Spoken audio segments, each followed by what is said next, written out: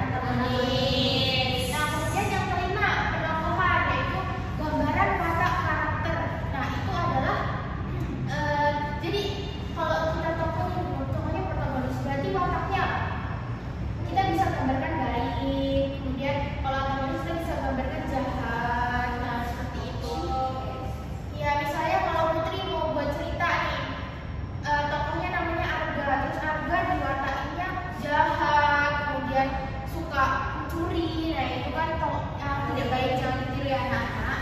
Nah terus yang keenam ada sudut pandang. Sudut pandang adalah cara penulis menyampaikan cerita. Dalam sudut pandang ini juga ada 3 macam. Oh Denisha, ada apa aja? Orang pertama, sudut pandang orang kedua, sudut pandang orang ketiga tuh. Ya, contohnya sudut pandang yang pertama apa? Aku. Ya, benar. Kalau kita tahu nggak sudut pandang orang kedua, contohnya seperti apa? Kamu. Ya. Nah, terus ya, kan benar kita benar kamu. Terus Anda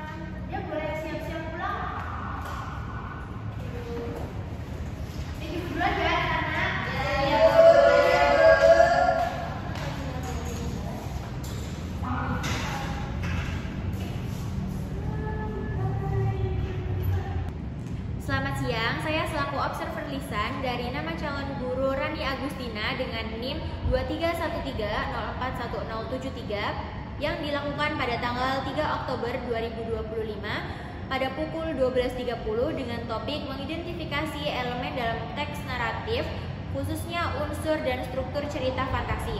Pada komponen membuka pelajaran, yang pertama pada poin menarik perhatian siswa seperti gaya mengajar guru, memilih posisi di depan, di tengah, dan di belakang, lalu memilih kegiatan membaca, bercerita, dan demonstrasi, calon guru sudah baik dalam penerapannya. Lalu selanjutnya, pada poin penggunaan media dan alat bantu mengajar seperti gambar, model, skema, slide presentasi, calon guru sudah sangat baik dalam penerapannya.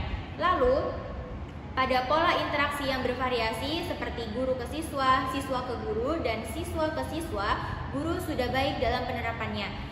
Lalu selanjutnya, pada poin menimbulkan motivasi dalam mengadakan ice breaking seperti menimbulkan kehangatan dan keantusiasan siswa, menimbulkan rasa ingin tahu, lalu mengemukakan ide yang bertentangan dan memperhatikan minat siswa, calon guru sudah cukup baik dalam penerapannya.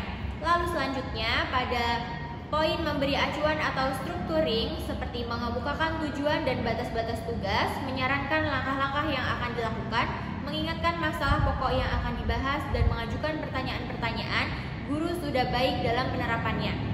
Selanjutnya pada bagian membuat kaitan atau apersepsi, yang pertama membuat kaitan antar aspek yang relevan, membandingkan dan mempertentangkan pengetahuan-pengetahuan baru dengan pengetahuan yang telah diketahui, dan menjelaskan konsep atau pengertian sebelum bahan diperinci, guru sudah baik dalam penerapannya.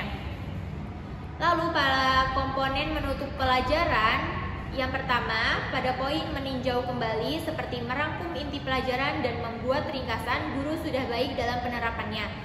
Selanjutnya untuk poin mengevaluasi seperti mendemonstrasikan, mengaplikasikan ide baru pada situasi lain, mengekspresikan pendapat siswa sendiri, soal-soal tertulis, soal-soal lisan, guru sudah baik dalam penerapannya. Dan pada bagian refleksi akhir pelajaran dengan menanyakan simpulan pada akhir pembelajaran, guru sudah baik dalam penerapannya. Sekian dari saya selaku observer lisan. Selamat siang.